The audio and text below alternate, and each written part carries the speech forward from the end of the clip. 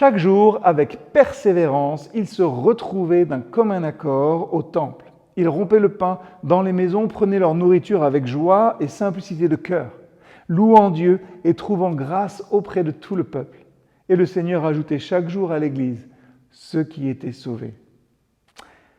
Les premiers chrétiens se retrouvaient régulièrement, non seulement dans les lieux de culte, mais aussi dans leurs maisons, pour partager des repas et vivre leur foi ensemble. Et les premiers chrétiens, ne l'oublions pas, venaient de milieux, de cultures, de statuts sociaux très différents.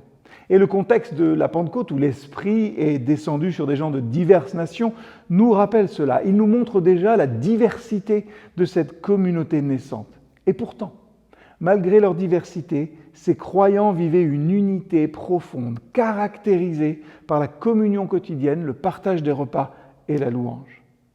Et ça nous enseigne que la communion fraternelle ne consiste pas en une uniformité, où tout le monde pense ou agit de la même manière. Elle se construit dans la diversité, lorsque chaque membre, avec ses particularités, contribue à l'enrichissement de l'ensemble. Dans la diversité de nos parcours, nous apprenons à nous enrichir mutuellement. Les croyants de cette première Église vivaient avec joie et simplicité de cœur. Et cette simplicité, finalement, elle est le reflet d'un amour fraternel sincère, dépourvu de prétention ou de jugement.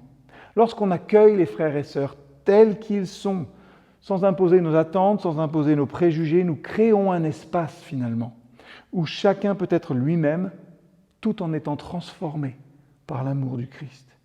Et le passage, il se termine par une affirmation importante. Et le Seigneur ajoutait chaque jour à l'Église ceux qui étaient sauvés. Ce témoignage, il montre que la communion fraternelle, vécue dans la diversité, devient un puissant moyen d'attirer les autres à Christ.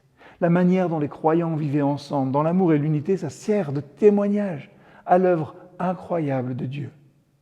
Aujourd'hui encore, une Église, une communauté qui vit la communion fraternelle dans la diversité est un témoignage puissant pour le monde.